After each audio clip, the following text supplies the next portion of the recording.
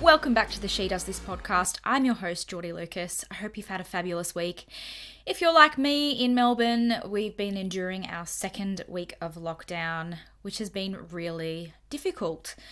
I am a owner of a small business and it's been really, really tough to try and keep the wheels turning whilst running the house and looking after my daughter. And I actually posted to my personal Instagram last week that I was hit up by a pretty large company to jump on board a social campaign that they were working on, and they wanted all of these sort of deliverables in terms of content, and they didn't want to pay a cent. They just wanted me to jump on board for the fun of it. And it really rubbed me the wrong way, because I think in this climate, people are struggling more than ever financially, especially creatives, sole traders, freelancers. So to ask someone to work for free, I just think is really insulting all the time, but especially now. And it seemed to strike a nerve with a lot of you. I got so many messages from women that work across all sort of industries, whether they had been asked to work for free, offer discounted services, take a pay cut, or had just been completely undervalued with the work they do. It's a very common theme. And I think the more that we talk about it, and the more we talk about valuing our worth and knowing that we should be paid accordingly, I think that will create progress for us, and it will empower us to put our foot down and demand what we're worth, because men certainly do not have a problem demanding what they are worth. Let's jump into it. This week's guest is one of Australia's leading health journalists, Casey Beros. She's extremely well respected in the field and has worked with the likes of Dr. Norman Swan and has interviewed some of the country's brightest minds. Listen as I pick her brains on the media coverage on coronavirus, how to live a healthier, better life, and all about the release of her latest book, The Bad Girl's Guide to Better. Here's my chat with Casey. Casey, thanks so much for joining us this week. Pleasure. Thanks for having me. I'm so excited to talk all about your book, which I've read, and it's hilarious, but also extremely insightful. Now, you have a history as a health journo. So can you tell us a bit about your early career and perhaps some of your career highlights? Absolutely. So I grew up in Perth, and when I was in my final year of university studying journalism, I recognised that the only thing that I wanted to read, write, talk, think about was health and wellbeing. Mm-hmm. So I said to my lecturers and my tutors, would you mind for this last year of uni if I just really focused and honed in on that to see whether I love it as much as I think I do? And they were really gracious in letting me and allowing me to do that. Mm-hmm. And then as soon as I had finished uni, I knew that Perth wasn't going to be able to offer the sorts of career opportunities that I was looking for. Certainly there's plenty of journalism opportunities, but health journalism is quite specific. And I really wanted to train under a guy by the name of Dr. Norman Swan over here in Sydney. He's sort of Australia's first medically qualified broadcaster, won a couple of Walkley Awards, really impressive, very evidence-based kind of health journalist. I would say probably Australia's foremost health journalist, has been really shepherding Australians through the coronavirus pandemic, that's for sure. Yeah, exactly. And so I very luckily had a connection to him, and he and his partner, who was also a wonderful mentor to me, I did a little bit of work experience for them, and then just got very lucky in that they decided that they were going to start a communications and production company. And so I landed my first job out of university working under basically the guy in my field, which was incredibly fortuitous. And I spent 6 years working under them and learning everything that I possibly could, and really getting a firm grip on not only the health landscape in Australia, but all of the mediums in which I wanted to work. So video production and audio, which at that time was radio, but has now served me quite well in terms of podcast, and certainly in editorial events, everything you can name. I knew where the staples were, but I was also doing kind of, as you do in small businesses, some high-level executive stuff too. So that was probably the world's best possible training for me. Yeah. And look, since then, there's been a huge number of highlights. I think, you know, television is a real love of mine. So hosting Tonic on the ABC with Norman. And then fast forward a few years beyond that, and I landed a health show on a commercial network called Everyday Health on Channel 10, and hosted that with Sammy Wood from The Bachelor and a couple of other amazing girls that I love and adore. And so those were pretty big highlights for me. And then, of course, the book. It's been my dream to write a book, and it's come to fruition. And so, look, I'm super mindful of the fact that not that many people get to say that they've really had so many of their dreams come true. So I feel very, very lucky from that perspective. Definitely. And I want to talk all about the book. As a health journalist, do you feel like the level of media hype and perhaps some of the scare tactics, how do you feel about that as a journalist in the field? Look, COVID is one of those things that has really turned a lot of what we do on its head, because I always say about health journalism specifically that the news cycle moves really quickly. They're constantly looking for headlines and clicks, and they want your attention regardless of what medium it is. And I understand that those are big businesses and they serve a purpose, and they do a lot of real good in terms of keeping us informed. But I also appreciate that they're competing against each other for our attention. And that is when some outlets tend to overstep the mark, and some, as we know, I won't name names, but some of them are less concerned about sticking to what the evidence says and much more concerned with advertising dollars and getting people to where they want them to be. That said, whilst the news cycle moves fast, the science actually moves quite slowly. However, COVID has really thrown us for a bit of a loop, because we've had to scramble and move really quickly. There's obviously, as a global pandemic, not just a local one, there's been a huge amount of intense speculation. And I think that's where people like Norman, who I mentioned earlier, have had an incredible, and a lot of the experts that I work with actually have had an incredible role to play as these sort of role models that we look to for the right information. Sure, in an ideal world, we would all be heading to the World Health Organization website to get our updates, or the Department of Health's website. But more often than not, we're actually flicking through Instagram, or we're on Facebook, or, you know, we catch a glimmer of something on the news. And I think that has posed a real challenge for journalists, who most of the time are very committed to getting people the right information. However, this beast, if you will, is moving more quickly than anybody can possibly keep up with. And so I think that a lot of the mistakes that have been made in the media and by the media have been unintentional, but a result of running too quickly and understanding that the public is hungry for that information. But look, I come up against this all the time. And one of the things that I know for a fact is that we can't tell unqualified influencers, not that all influencers are unqualified. I certainly work with a lot of influential experts. Yes. But you can't drown people out. Or rather, you can't silence people. That's what these platforms have done. They've given all of us a platform to share information, good, bad, and ugly. If it's the wrong information, there's no filter to be able to catch that before it potentially goes and does damage. So do you think I could harp on about that all day. Do you think the platforms need to do more in terms of, you know, being a bit more of a filter and acting upon that misinformation? I do. I just don't. I hate being the one coming with the issues and not the tissues, or like the problem and not the solution. And so it's easy for me to sit here and say, like, yes, I absolutely do think that they should do more. However, I think part of the power of social media is its immediacy. And I can't imagine what filter. I mean, technology can do incredible things, and I suspect that we'll get there. But I think probably the reason that we're not there yet is because we don't have the technology in place to be able to filter.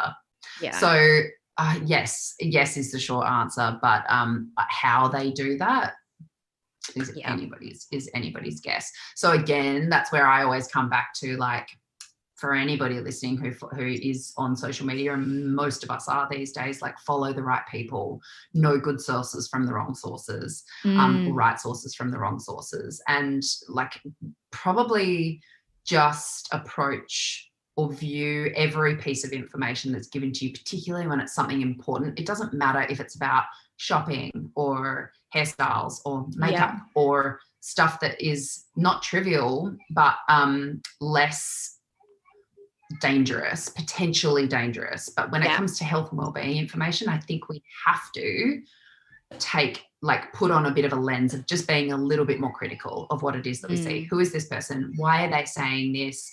Do they have any vested interest in saying this? Do they actually know what they're talking about? Do they have the qualifications to be allowed to talk about this? Like, we're allowed to ask those questions, even if they're only in our head. So my hope and recommendation would be that people do that, particularly with something as important as coronavirus. Yeah.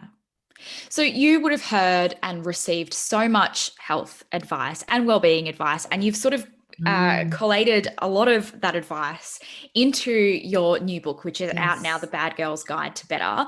Where was the inspiration for this book? Where did it come from? So when I was growing up, I honestly believed that I was the only one flailing around like an idiot. I thought that everybody else knew exactly what they were doing, and that I was the only one who kept stuffing things up and making mistakes and getting in trouble for not saying the right thing. Or I always felt like I was stumbling.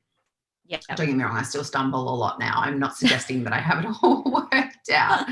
However, after 15 years of interviewing some of the brightest minds in health, well-being, psychology, happiness, I started to recognize these patterns.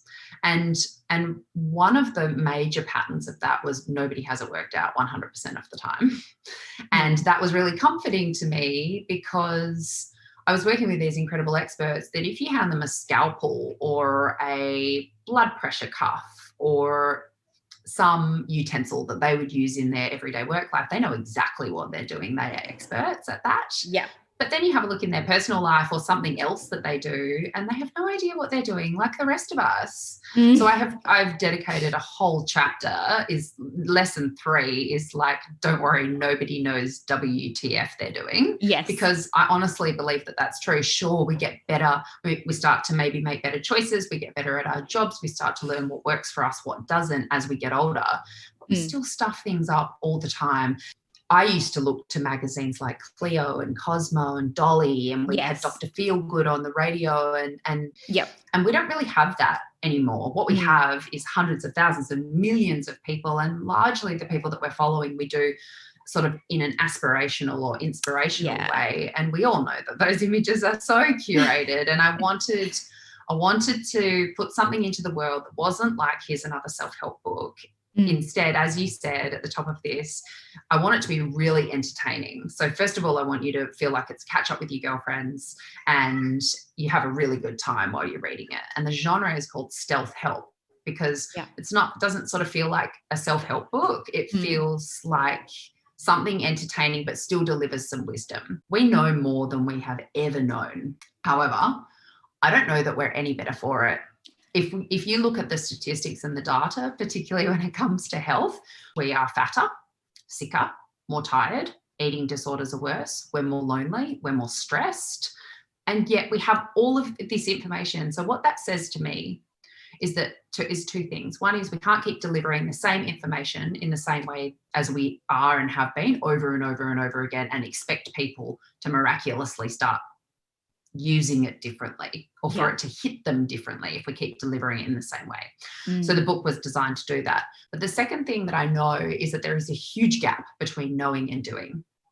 And so I hope or how I designed this book was sort of to be a bit of a practical Bible. Sure, it's designed to be read cover to cover. I hope it feels like a journey. And as I said, like lunch with your girlfriends.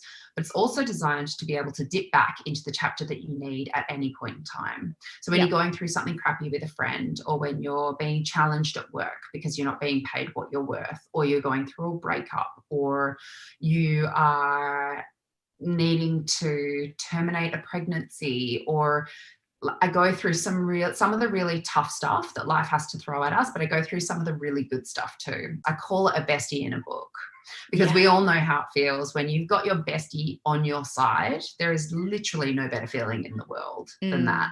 And one of the things that I think we need to do, and I do a whole chapter on it, is we need to become our own BFF. Like, sure, we need the people around us, we need our besties, but we also need to learn to do that for ourselves, because we would never, ever, ever speak to somebody that we love the way that we speak to ourselves.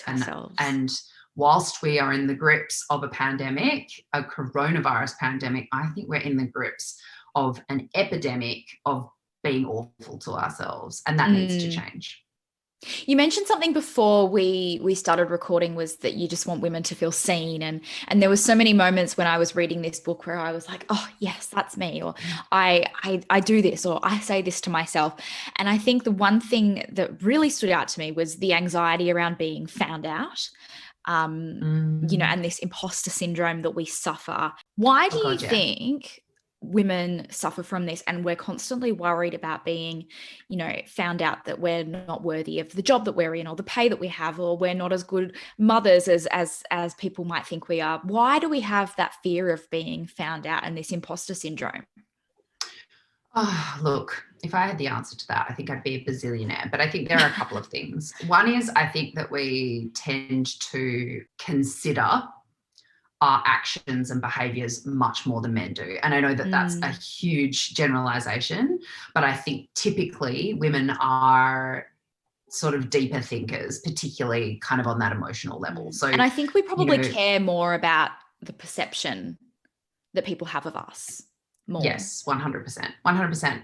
But I have a theory on this, a broad theory, and it's kind of in line with everything that I've heard from experts over the years. What I have kind of deduced from all of that, if I had to distill that all down into one key message, I think that our actions, all of our actions and behaviors, are driven by our self-worth.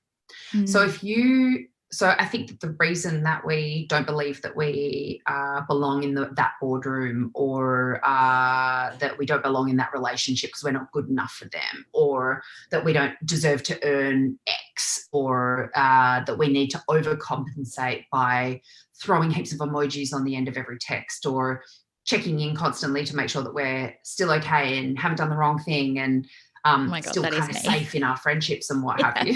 Same.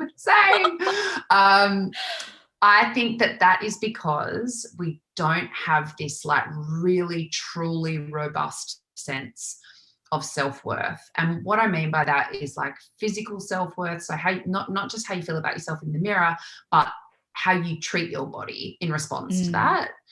And then your emotional self-worth, like your respect, sort of the own melting pot of emotions within you. Our emotions are like our perfect pharmacy within us, and they're all designed to tell us something different. And one of the things that I write about in the book is, and it's this incredible beresearch around the fact that we used to think that emotions were like preset buttons, like, beep, I'm happy, beep, I'm sad, beep, I'm angry. Now we know that actually our body and our mind so we feel the emotions in our body, churning tummies, sweaty palms, racing heartbeat, whatever it might be.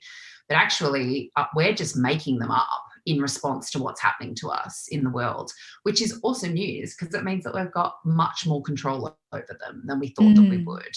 But I think having some respect for the fact that that's how we're designed, and understanding that we almost always forget that we are allowed to take a moment to pause and consider how it is that we're feeling. And this sort of sense of emotional granularity, which is being able to name our emotions, not just like, I feel shitty, pass the wine, but I feel shitty, why? What is that feeling? Am I anxious about a looming deadline? Am I feeling vulnerable in my relationship? Do I feel lonely because my best friend hasn't called in 2 weeks? Like, what is that feeling? I think if we can get a bit better at naming it and sitting with it for a sec, then we can get a lot better about knowing what to do about it. You mentioned just before about feeling shitty past the wine. And I think that that's, so common, especially sort of mums on social media. There's this, joke of, oh, the kids are running me to the ground. I need a wine. I need a wine. And there's a whole chapter in the book about alcohol and forming a positive relationship with alcohol and how it perhaps enables you to make choices that you wouldn't or shouldn't make. What's your relationship with alcohol and how did that sort of evolve?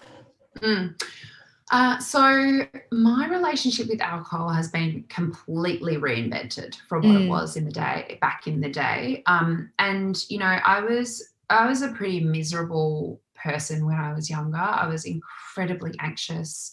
I didn't feel like I fit in anywhere. I was popular and partying a lot and invited to the places and got along with boys and girls. And it wasn't that, but I was miserable. I just felt worthless and like I had no idea what I was doing. And I would kind of, I think partially because of my anxiety, I would feel so tightly wound up all the time. And the second I would have a drink, I would feel all of that relax.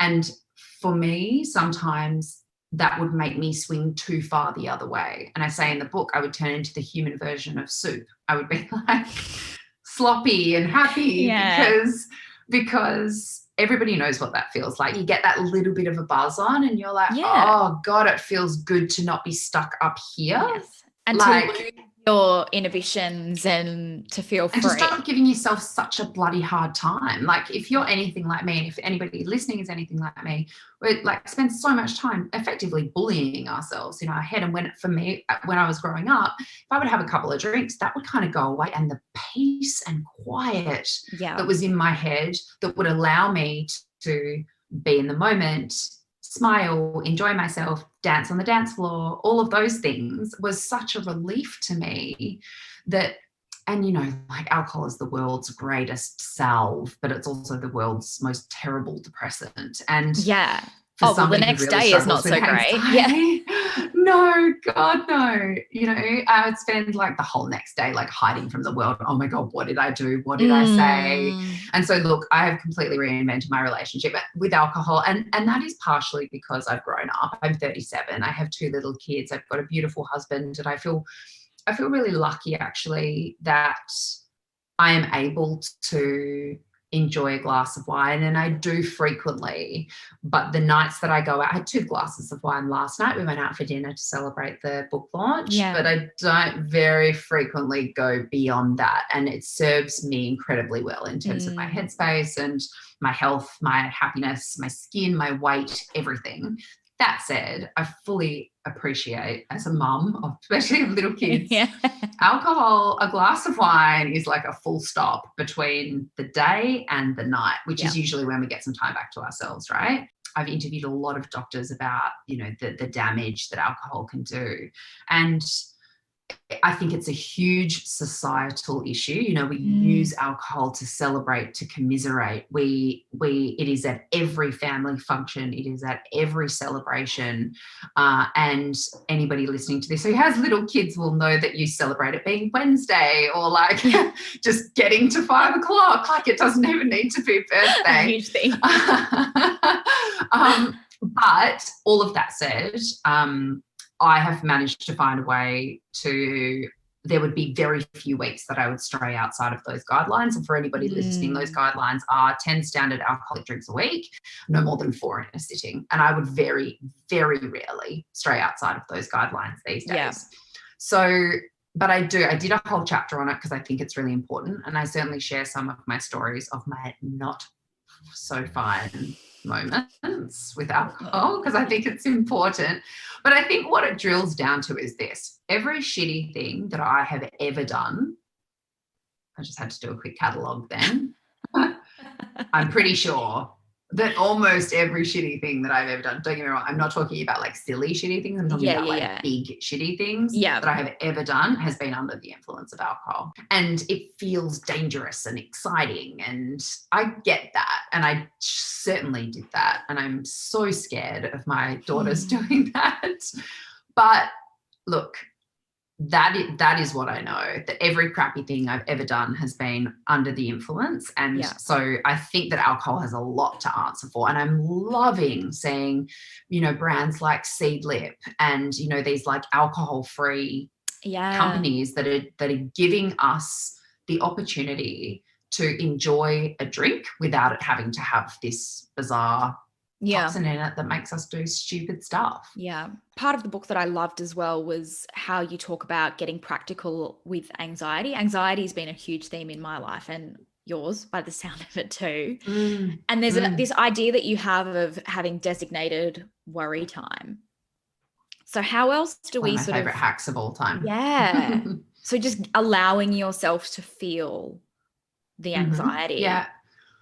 Yeah, I think one of the things that we tend to do, particularly people with a propensity for anxiety, but like anxiety, I think people get a bit confused between the terminology of having an anxiety disorder or a propensity for anxiety and anxiety, because anxiety is a really normal, natural emotion. Everybody feels anxious from time to time. Yeah.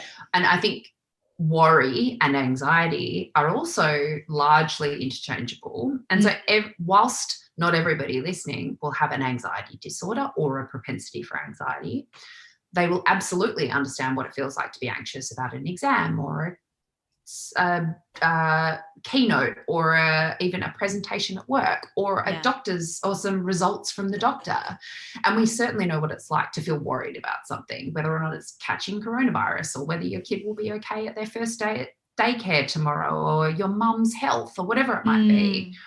Our brains are designed to worry. That's what keeps us safe. So we're trying to live with this machine that is only doing its job.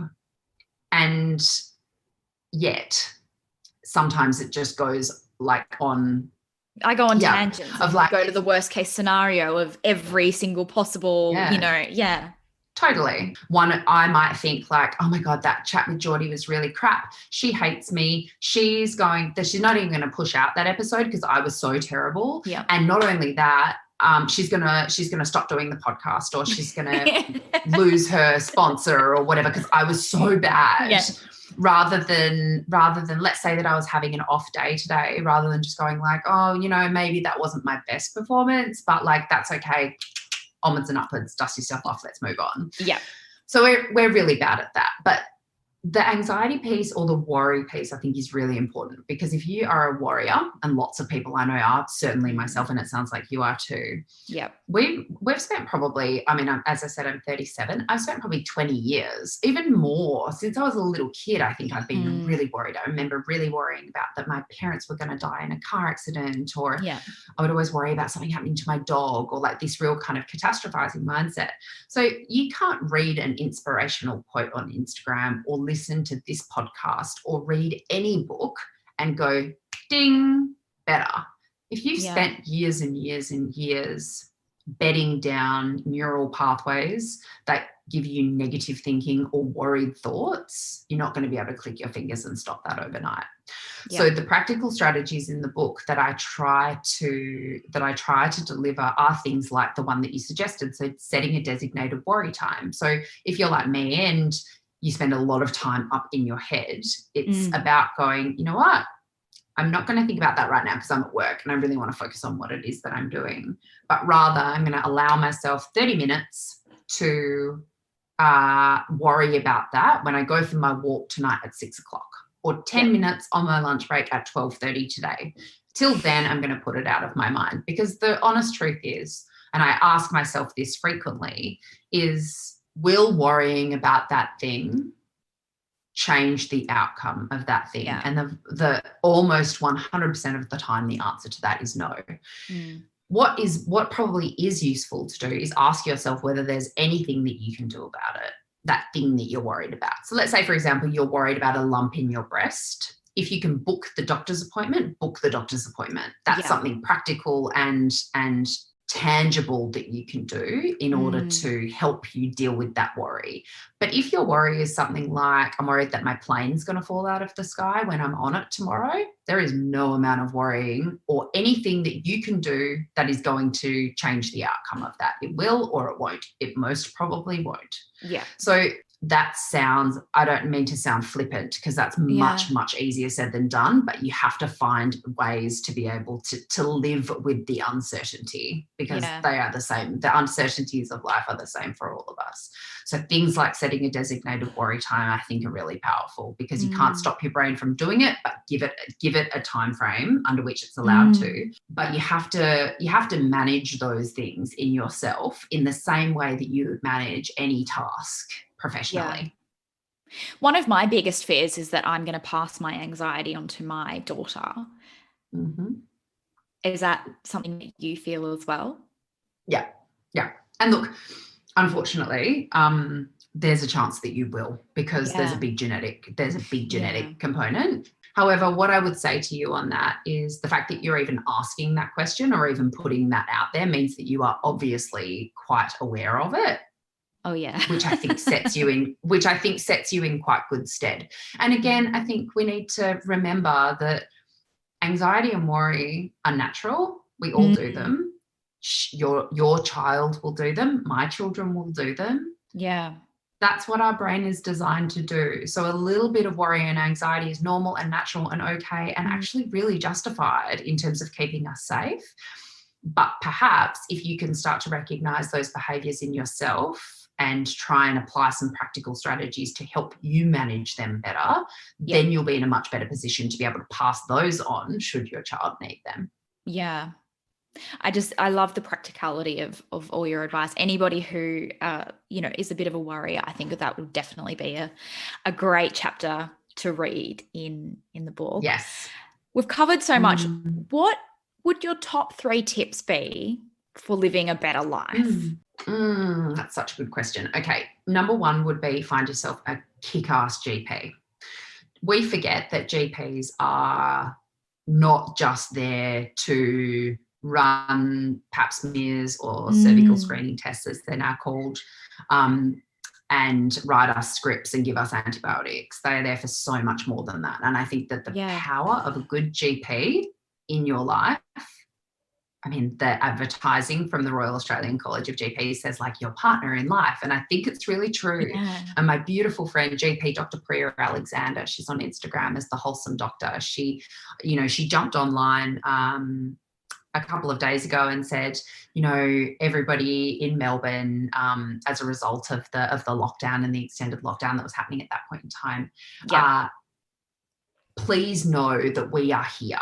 We are here for you. Even if you just need to come in and have a cry, that's our job. So I think we forget that we can leverage our GP. If you find a good one, they are worth their weight in gold, and you can leverage them for a lot more than just, I need a referral to a X specialist. Yeah. So that would be number 1, I reckon. I think that's a game changer if you can find a really good GP and build a relationship with them over time. I think that is highly valuable. They know your history, they know your story, they know your like your propensity for certain things, whether that's mental or physical, and a build-up of time of data, health data, I think is really, really important over time. So that would be number 1. Number 2, and this is so boring, I hate myself for saying this, but is exercise. So I know myself that every time I start to feel crappy, it's because I haven't moved my body. And there's this really, really interesting research from the Black Dog Institute that says that 1 hour a week, just 1 hour a week of exercise has been shown in studies to be as powerful for people with mild to moderate depression as medication. Now, that's not to say that if you have depression, you can come off medication. Yeah. But what that says to me is that this tiny little amount of moving your body delivers such huge benefits that I think that's something that we all need to really, really take on board. And if you only have time to walk around the block 3 times, do that. That's better than nothing. Yeah. If you've got 5 minutes to do, I don't know, some bloody crunches on the floor while you're watching TV at night, whatever, or like dips while you're sitting next to your baby's cot waiting for them to go to sleep. Whatever it is, just like find even 5 minutes, like just do whatever you can. So exercise, even though that's super boring, would be number 2. And then I would say number 3, be hyper aware of the fact that there is this gap between knowing and doing.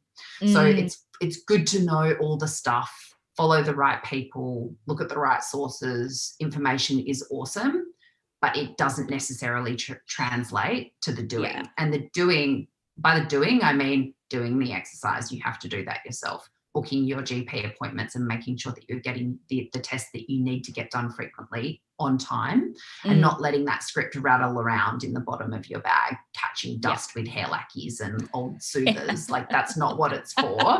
You need to book the appointment, because we know that you will get much better outcomes if you do the thing. Yeah. Well, Casey, thank you so much for joining us on the podcast. We've covered so much. And again, the book is brilliant. Bad Girls Guide to Better is out now. All the best with the book, and I'll be following you for more health and wellness tips.